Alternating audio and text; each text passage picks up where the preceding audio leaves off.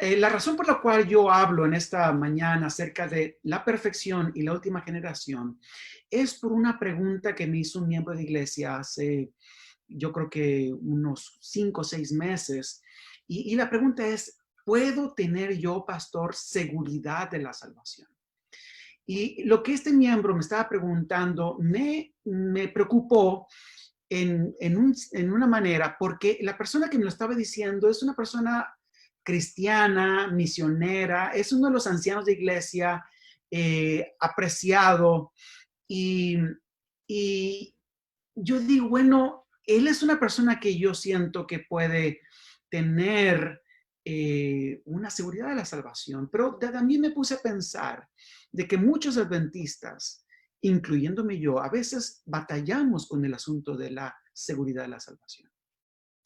Y la razón por la cual batallamos con esto es porque hay ciertas ideas que históricamente hemos tenido como iglesia que siguen afectando la manera en que pensamos, y a veces estas ideas nos roban de la seguridad de la salvación. Y una de estas ideas es que la última generación, la generación que esté viva cuando Cristo Jesús venga, tiene que ser una generación perfecta. Es decir, tiene que vivir sin pecado perfectamente, vivir perfectamente sin un intercesor durante el tiempo de prueba, la gran crisis que enfrentaremos antes de que Cristo Jesús venga. Y porque esa perfección va a vindicar el carácter de Dios. Así que cuando yo veo mis imperfecciones, cuando otras personas ven sus imperfecciones, nos preocupamos y decimos, ¿cómo es posible que yo esté listo para encontrarme con Cristo Jesús? Y miren, estas ideas vienen de algunos de los pioneros de nuestra iglesia. Por ejemplo, Wagoner publicó en el año 1897 lo siguiente. Él dijo, Dios le ha dejado la vindicación de su carácter a sus hijos. Él ha, en cierta manera, dice él, arriesgado su carácter con los hombres. Y luego dice más adelante, en 1898, dijo, en los hombres, Dios ve el trabajo que Él ha diseñado para hacer en los hombres, en los hijos de Dios en la última generación. Y Él está dispuesto que ellos sean conocidos en todas partes como la evidencia de su poder salvador. Él está dispuesto a ser juzgado por estos resultados, los resultados del carácter del pueblo de Dios, y pone su propio sello sobre ellos. Sus mandamientos son conocidos a ellos como la vida eterna, y Cristo mora en ellos de tal manera que tienen la fe de Jesús. Entonces dice Wagoner, Dios dice, de acuerdo a Wagoner, que la última generación son sus representantes perfectos. Entonces, de acuerdo a Wagoner, Dios ha encargado a los hombres, a la última generación de cristianos, de adventistas del séptimo día, que ellos defiendan y prueban, den una evidencia irrefutable del carácter de él. Dice, Wagoner dijo más adelante, antes de que el fin venga y al tiempo de la venida de Cristo Jesús, debe haber un pueblo en la tierra que no es necesariamente grande en proporción con el número de habitantes de la tierra, pero lo suficientemente grande para ser conocido en toda la tierra, en quien toda la plenitud de Dios se manifestará, así como se manifestó en Jesús de Nazaret. Dios demostrará al mundo lo que Él hizo con Jesús de Nazaret, que también lo puede hacer con cualquier persona que se entregue a Él. Así que, de acuerdo a Wagoner, debemos tener la plenitud de Dios así como se manifestó en Cristo Jesús. Y no solamente esto, sino que Dios está tratando de probar su carácter, de que Él es fiel y que Él ha dicho la verdad y que es poderoso y que es un Dios salvador, al demostrar que hizo lo mismo en Jesús, lo va a hacer en nosotros. Dice Wagoner, dijo en 1901, antes de que termine el tiempo de prueba, habrá un pueblo tan completo en Dios que a pesar de su carne pecaminosa, vivirán vidas sin pecado. Ellos vivirán vidas sin pecado en carne mortal, porque aquel que ha demostrado que tiene poder sobre toda la carne vive en ellos. Así que Wagoner está hablando aquí de última generación perfecta completamente. Más adelante, en los años 40 y en los años 50, un teólogo adventista llamado M.L.C.S. Andreasen también compartió ideas similares. Y él dijo en un libro que se llama El Servicio de Santuario, que la última demostración de lo que el Evangelio puede hacer en y por la humanidad todavía está en el futuro. Cristo mostró el camino al tomar un cuerpo humano, pero los hombres deben de seguir su ejemplo y probar que lo que Dios hizo en Cristo lo puede hacer en cada ser humano que se somete a él. El mundo está esperando esta demostración y cuando esta demostración se haya cumplido, entonces vendrá el fin. Y más adelante, en el mismo libro, página 310, el libro se llama El Santuario, el Servicio del Santuario. Andreasen dice que Dios ha reservado su más grande demostración, la más grande demostración de su poder para la última generación. Así que tenemos estas ideas. Por ejemplo, también dice M.L.C. Andreasen, la exhibición suprema ha sido reservada hasta la prueba final. El santuario en el cielo se cierra, los santos claman a Dios día y noche por liberación, pero Él parece no escucharlo. Los escogidos de Dios pasan a través de su propio Getsemaní. Aparentemente ellos deben de luchar solos. Ellos deben de vivir en la vista de un Dios santo sin un intercesor. Así que estas ideas de Waggoner y de Andreasen han creado esta idea de que debemos de ser perfectos antes de que Cristo venga, vivir una vida sin pecado completamente, porque debemos de mostrar ante el mundo que lo que Dios hizo con Cristo, Dios también lo puede hacer con nosotros, y si no lo podemos demostrar, Dios no lo puede demostrar, entonces su carácter está en peligro, en entredicho. ¿Saben ustedes que también Ellen White tiene una cita que ha causado mucho interés en este contexto? Está en Palabras de Vida del Gran Maestro, página 47. Cristo espera con un deseo anhelante la manifestación de sí mismo en su iglesia. Cuando el carácter de Cristo sea perfectamente reproducido en su pueblo, entonces vendrá Él para reclamarlos como suyos. Así que vienen estas preguntas. La pregunta es, ¿qué significa ser perfectamente sin pecado? Y la otra pregunta que viene a nuestra mente es, ¿está Dios esperando ser vindicado por mi vida y la vida de mis compañeros cristianos que pasarán por el tiempo del fin? Y la otra pregunta es, ¿no demostró Dios a través de Cristo? ¿No hizo Dios a través de Cristo la gran demostración, la demostración final de su poder? ¿No dijo Jesús que Él había venido a revelar al Padre y que había revelado al Padre en esa tierra? Estas son preguntas muy importantes. Yo puedo tomar varios caminos para esta presentación.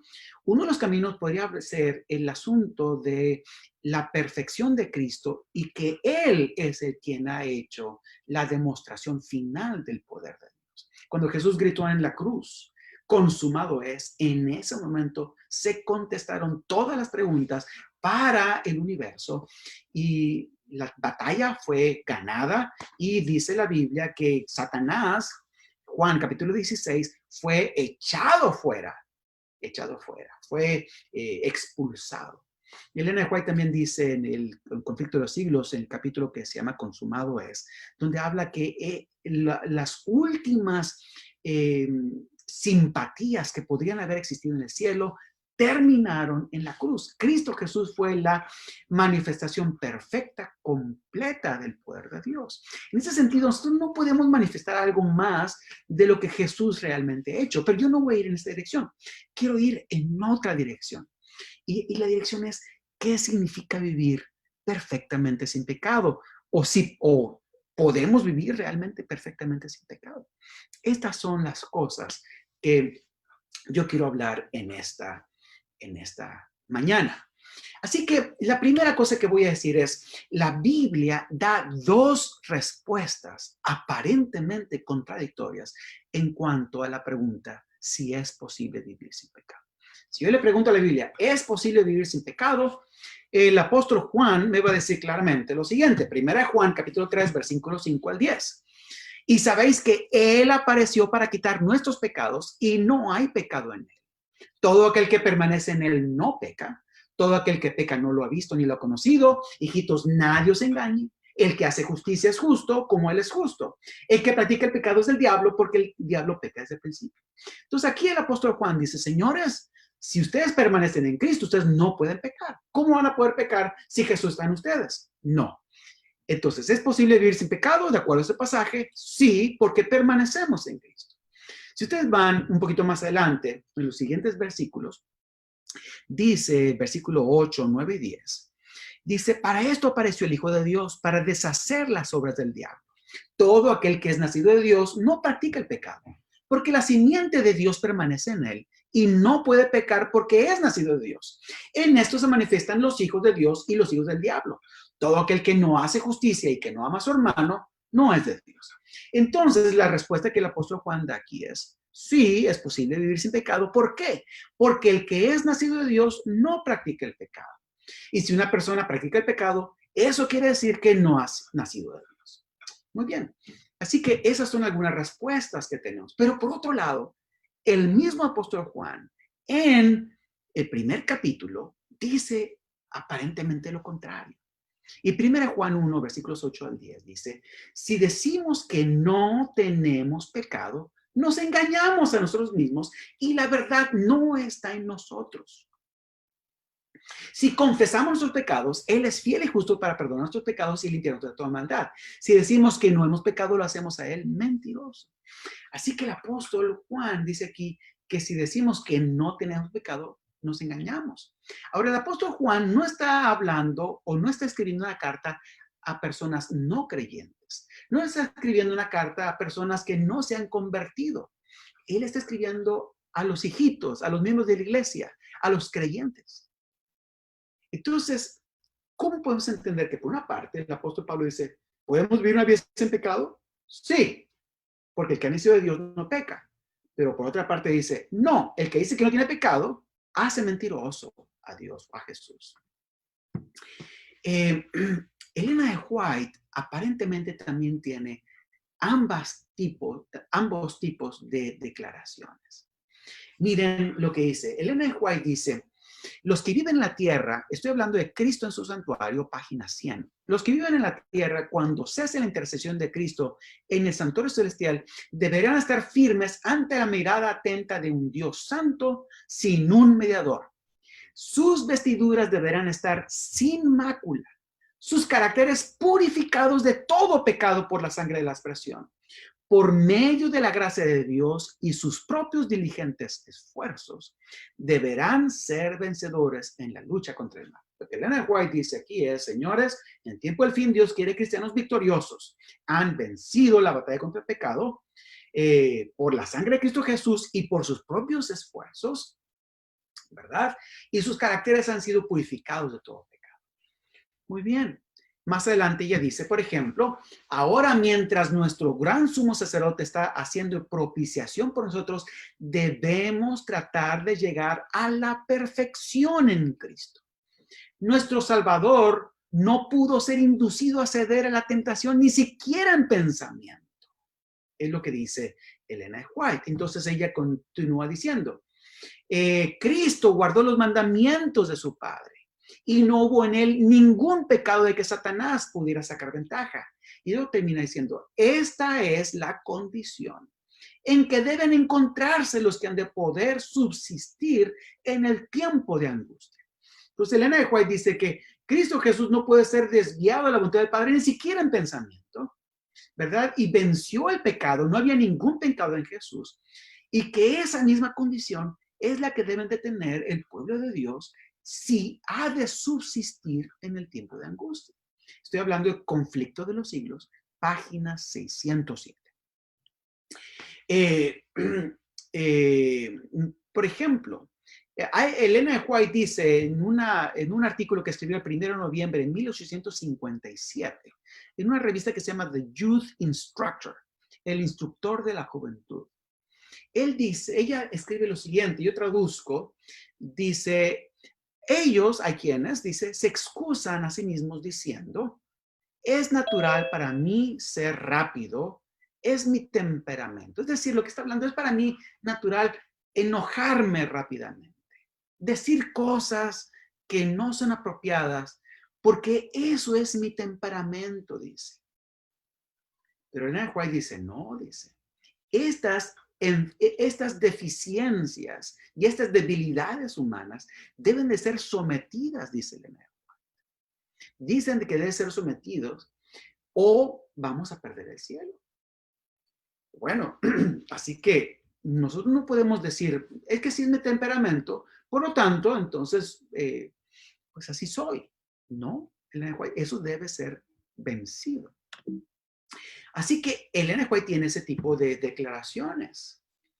Pero por otro lado, ella también tiene otras declaraciones. Por ejemplo, miren esta declaración que encontramos en Mensajes Selectos, tomo 1, página 404.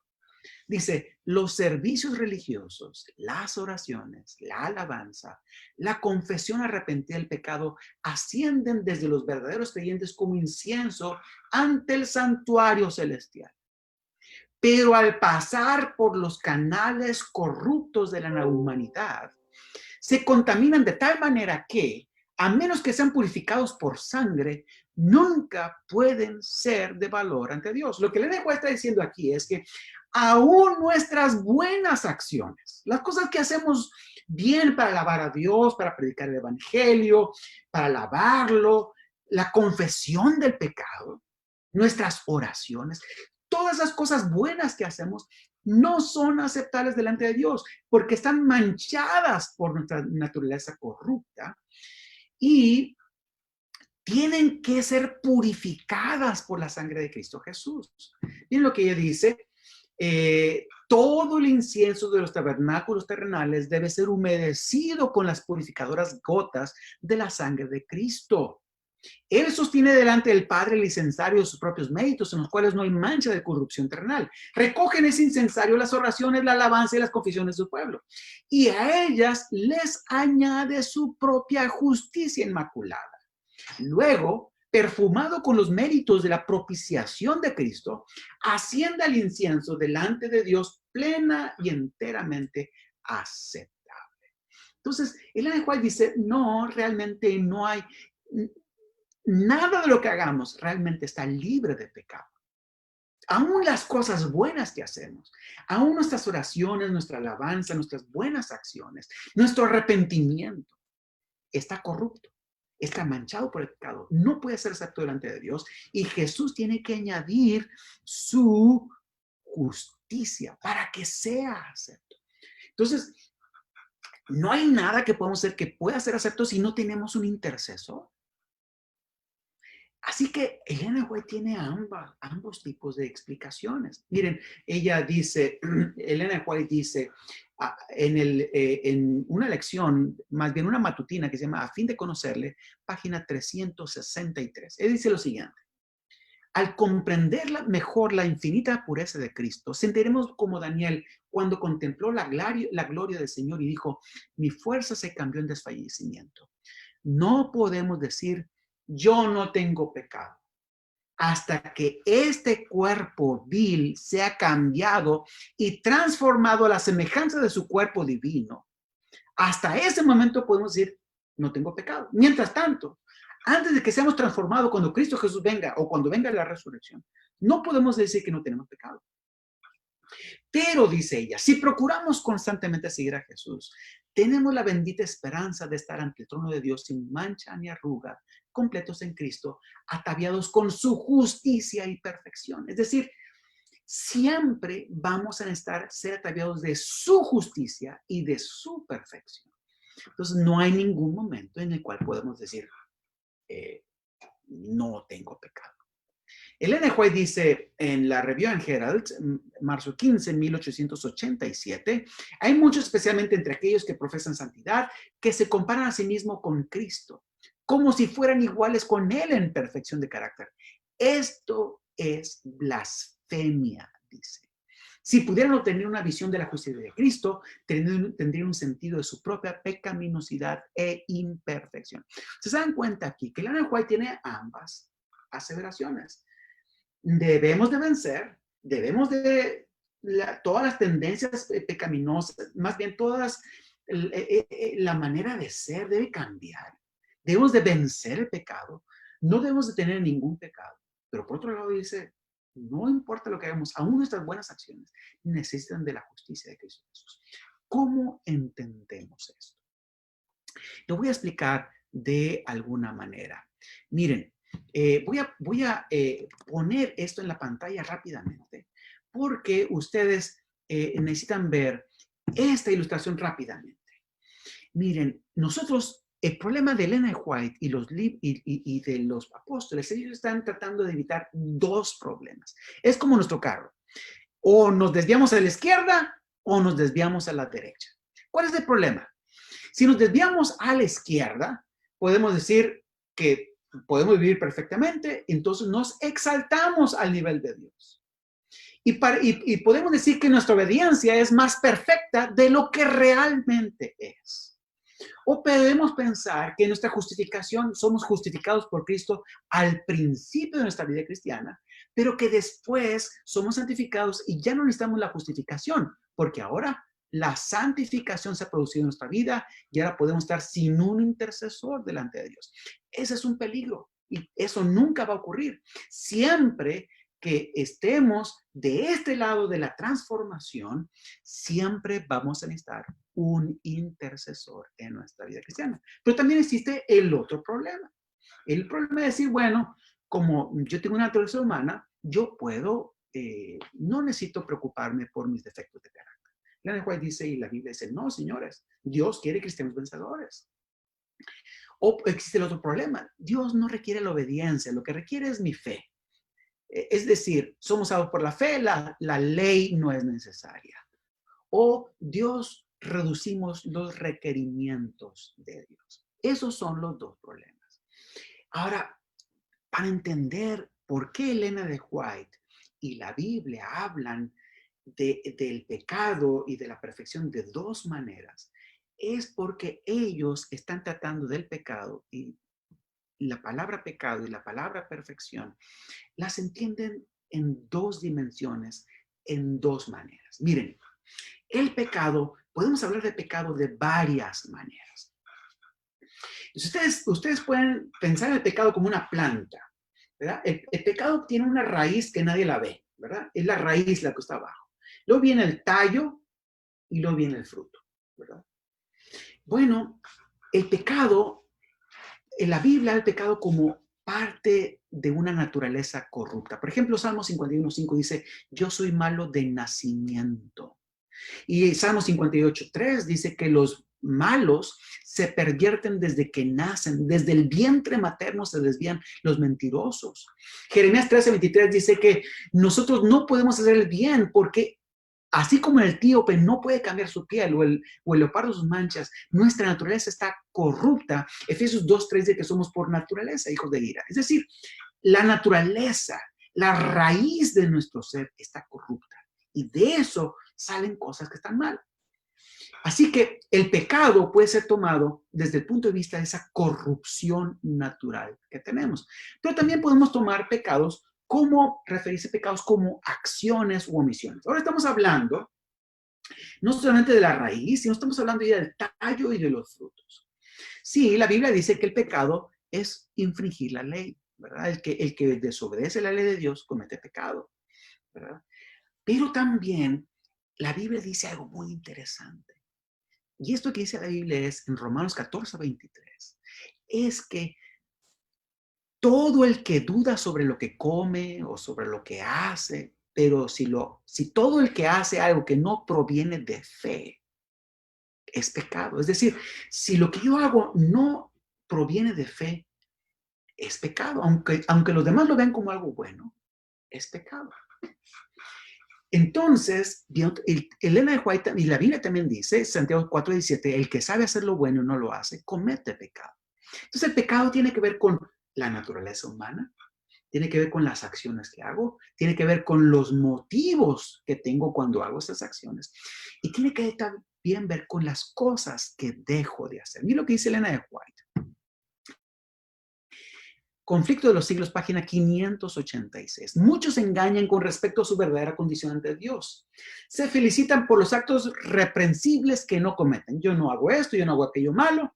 Y se olvidan de enumerar las obras buenas y nobles que Dios requiere, pero que ellos descuidan hacer. No basta que sean árboles en el huerto del Señor. Deben corresponder a lo que Dios espera de ellos, llevando frutos. Lo dice Elena White.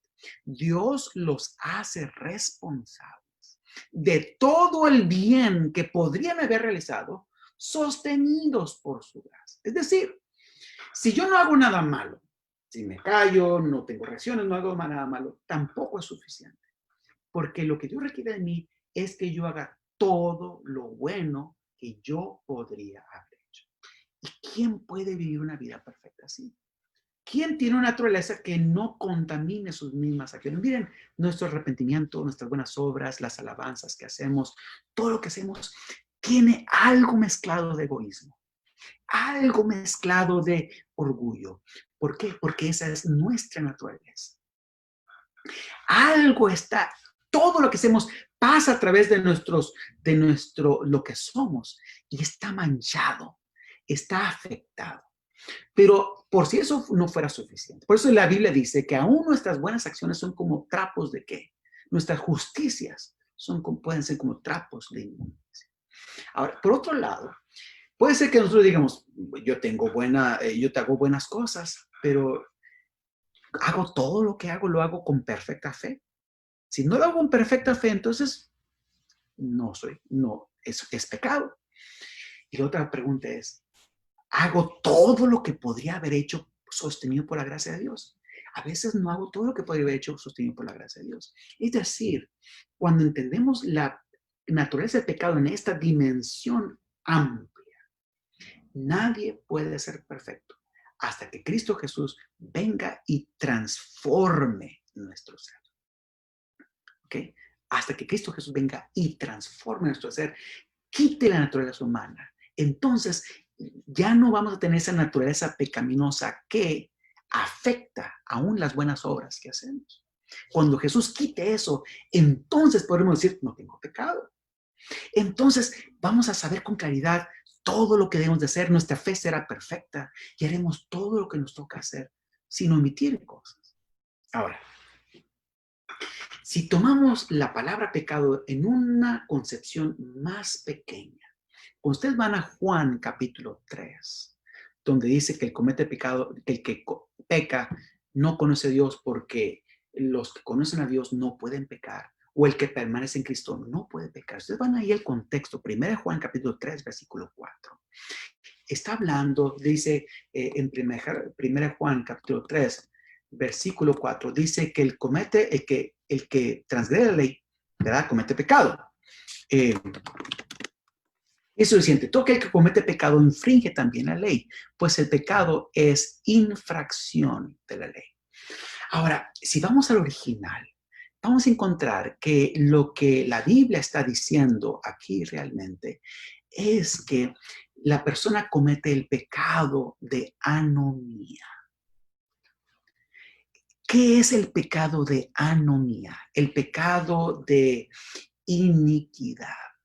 El apóstol Pablo está hablando aquí del pecado, un pecado de iniquidad, que es el pecado del cuerno pequeño, es el pecado del hombre de pecado que se levanta contra Dios y se sienta en el templo de Dios como Dios, de acuerdo a 2 Tesalonicenses capítulo 2, es el pecado de rebelión contra Dios y el pecado de rechazo de la ley de Dios.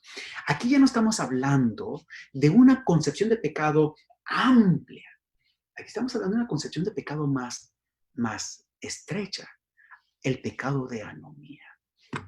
Y saben ustedes, ese es el pecado del cuerno pequeño, ese pecado del hombre de pecado de 2 Tesalonicenses capítulo 2, ese pecado de rechazo de la ley de Dios, es el pecado de rebelión contra Dios. Hay ciertos pecados, por ejemplo, el pecado de rebelión, de sublevación, de sacrilegio, de malicia, de engaño. La Biblia tiene muchas palabras para esto: peshá, remillá, anomía, pseudos.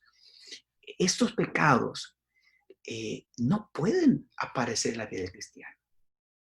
Si Jesús está en mi vida, ¿cómo voy yo a rebelarme contra Él? Puede ser que mi vida no sea perfecta, pero rebelarme contra Él, ser malicioso, sublevarme contra Él, sacrilegio, ese tipo de cosas no pueden ocurrir en la vida cristiana. El cristiano le ha entregado su vida a Cristo Jesús y lo ama. Lo sigue imperfectamente, pero lo ama. Cuando la Biblia dice que el que está en Él, no, el que permanece en Él, no comete pecado, se está refiriendo a ese pecado, al pecado de anomía. Y por supuesto, es imposible que una persona cometa un pecado así. Sí, Cristo Jesús vive en Él. Ahora, ¿cómo Dios resuelve el problema del pecado?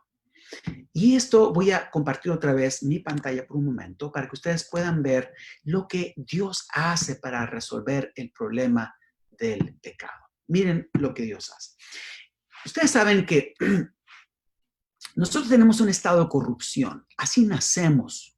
Ese estado de corrupción se ha sido transferido desde Adán hasta nosotros. Pero este estado de corrupción nos lleva, es como la raíz que nos lleva a hacer las acciones erradas. Esas acciones erradas nos llevan a una condenación legal. ¿Okay? ¿Cómo es que Dios nos salva? Dios nos salva por un proceso de lo siguiente. Esta condenación legal, Dios lo resuelve a través de la justificación. Jesús dice, Jesús toma mi lugar. Yo me visto de su justicia. Dios no me ve a mí, ve a Jesús.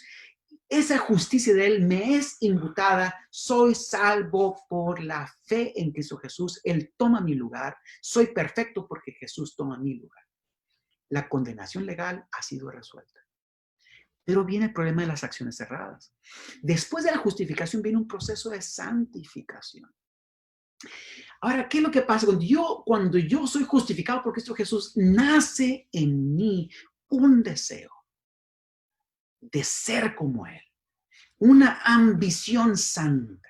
Sí, Señor, yo quiero ser como tú. Quiero que tú reproduzcas tu carácter en mi vida.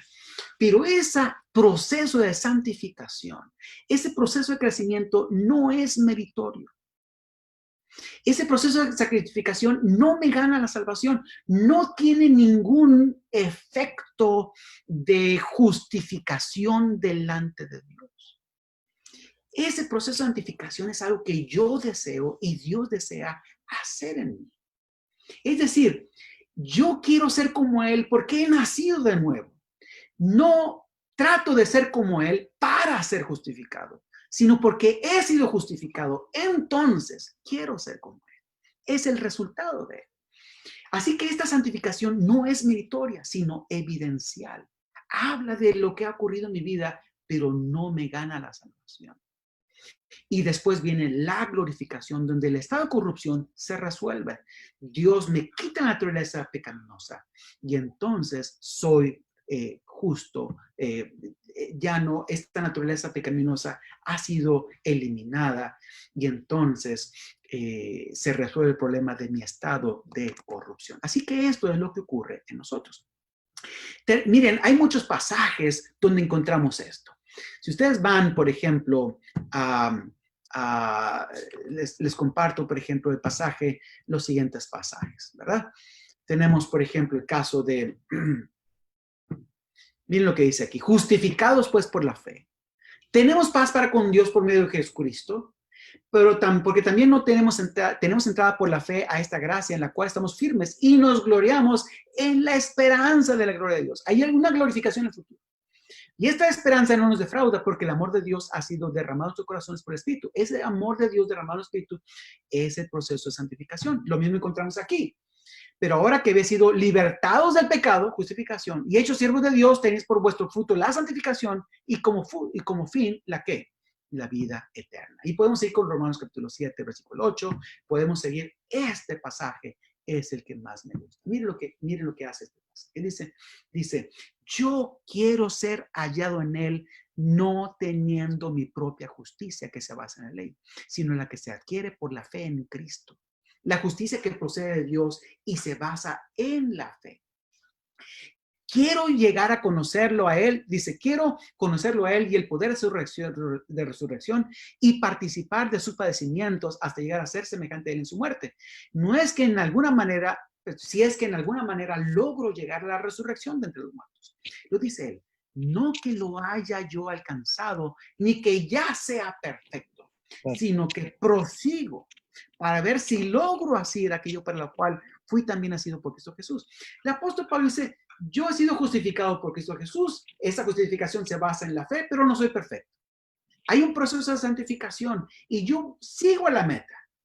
Pero ese proceso de santificación no lo pone el apóstol Pablo en problemas. No está angustiado si se va a salvar o no. Él va a la meta. Y luego dice, él quiere seguir en este proceso de santificación. Pero miren lo que dice el apóstol Pablo en el versículo 15. Dice, así que todos los que somos perfectos, esto mismo sintamos. ¿Cómo puede decir en el versículo 15 que Él es perfecto cuando en el versículo 12 dice que Él no ha alcanzado la perfección, que Él no es perfecto? Bueno, es que Él no es perfecto en el sentido de que Él sigue creciendo, pero es perfecto porque Él ha sido justificado. Esa es la gran diferencia.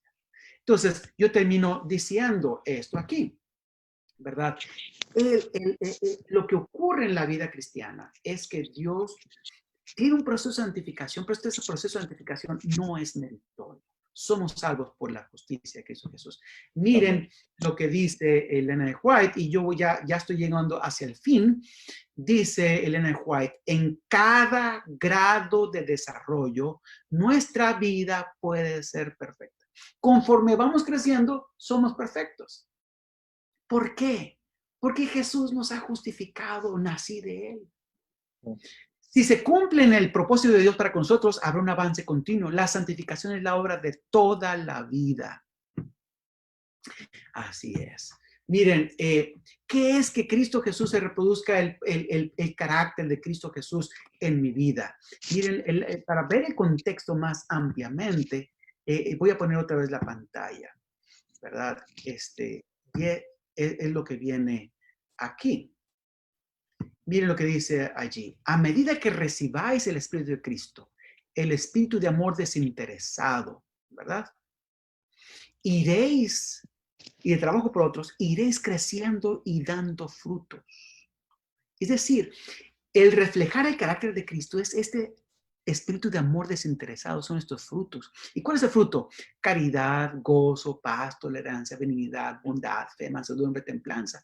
Son estos frutos los que Dios desea que se manifiesten en su iglesia. Y este carácter de amor, gozo, paz, paciencia, reproducido en su pueblo, es cuando Él vendrá para reclamarlos como suyos. Termino con algunas citas de Elena White que son bien importantes para que ustedes las tengan en mente.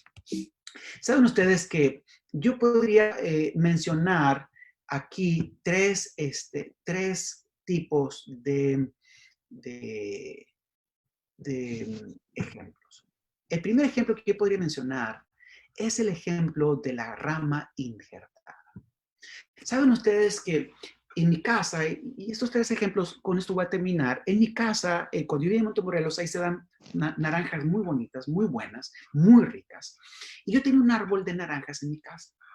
Y este árbol de naranjas en mi casa daba puras naranjas agrias. Era un árbol que daba naranjas malas. No me gustaba, daba muchas naranjas, crecía mucho y no daba naranjas buenas. Un día, un amigo que conocía naranjas me dijo, oye, Félix, ¿no te has dado cuenta que tú tienes naranjas buenas aquí? No, le dije, todas esas naranjas son agrias, son malas, son amargas, no son buenas. Me dijo, no, me dijo, mira, me dice. Y yo, mira, aquí está un tronco, aquí hay una rama injertada. Si tú tomas las naranjas de esta rama que está injertada, estas naranjas son buenas, o sea, bien ricas. Y entonces yo entendí algo muy interesante, que yo no sabía esto, yo había dejado que el árbol creciera, y había dejado que las ramas malas crecieran, y con la naturaleza del árbol, esas ramas crecieron, dieron muchos frutos y dominaron todo lo demás. Entonces, lo que yo tenía que hacer era cortar todas las ramas de agrias, cortarlas, y dejar que las ramas de la rama que había sido injertada diera naranjas buenas. Eso es lo que pasa con nosotros. Nosotros somos como este árbol de naranjas agrias, pero que hemos sido injertados en el árbol de Cristo Jesús. Ahora, nosotros, al injertarnos en Cristo Jesús, participamos de la vida de Cristo Jesús, participamos del poder de Cristo Jesús. La savia que viene del tronco, Cristo Jesús, fluye a través de la rama. Pero esta rama no deja de tener su naturaleza anterior.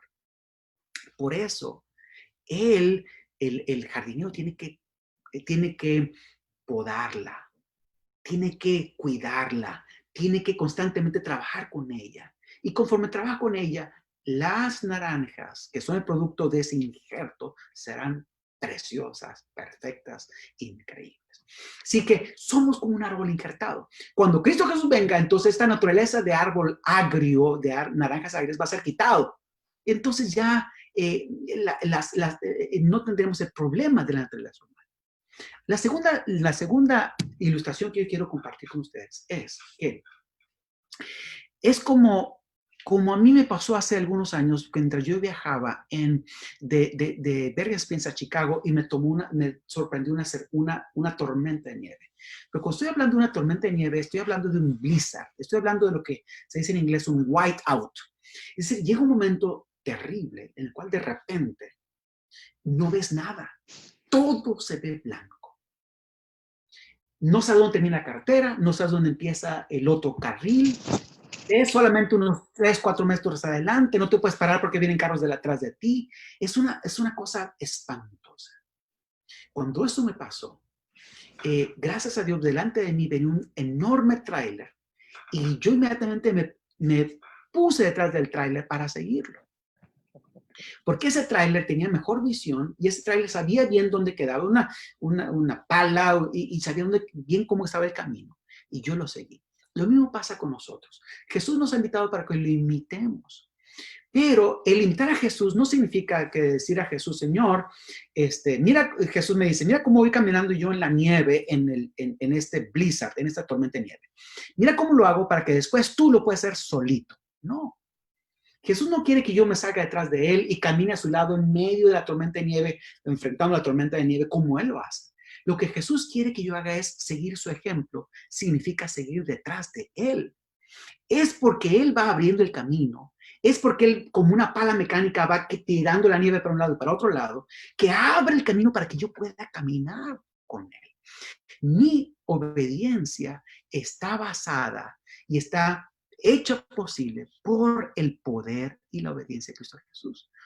Yo solo es imposible. Y además de eso, si no es por lo que Él hace, yo me voy, me pierdo. ¿Okay? Y la última es, yo quiero pensar lo que va a pasar en el cielo cuando lleguemos allá.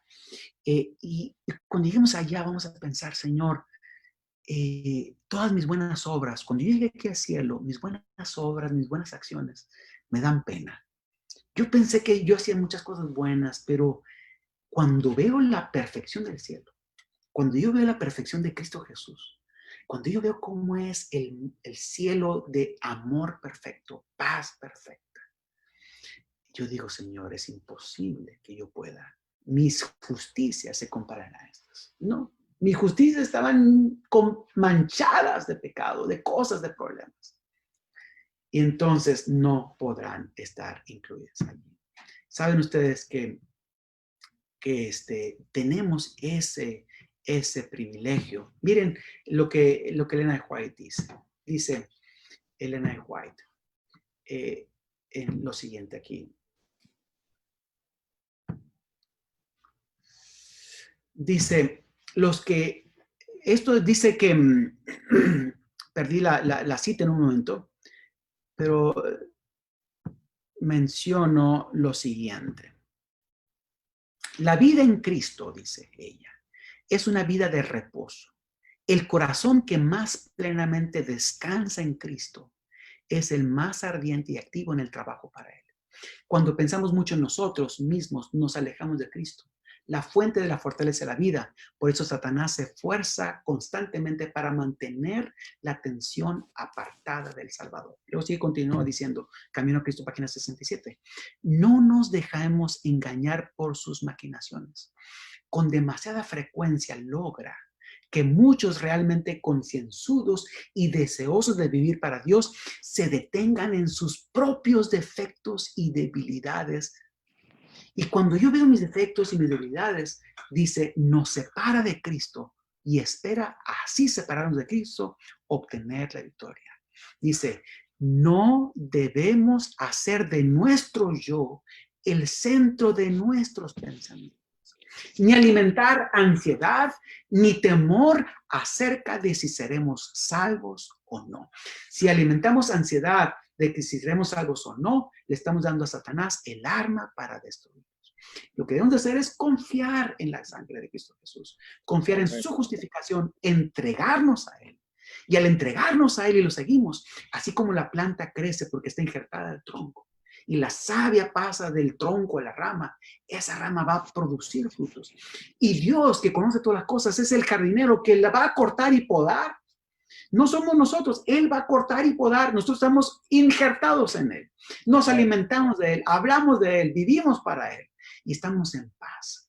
Hay gozo, hay paciencia, porque los que hemos sido justificados en Cristo tenemos pues paz para con Dios.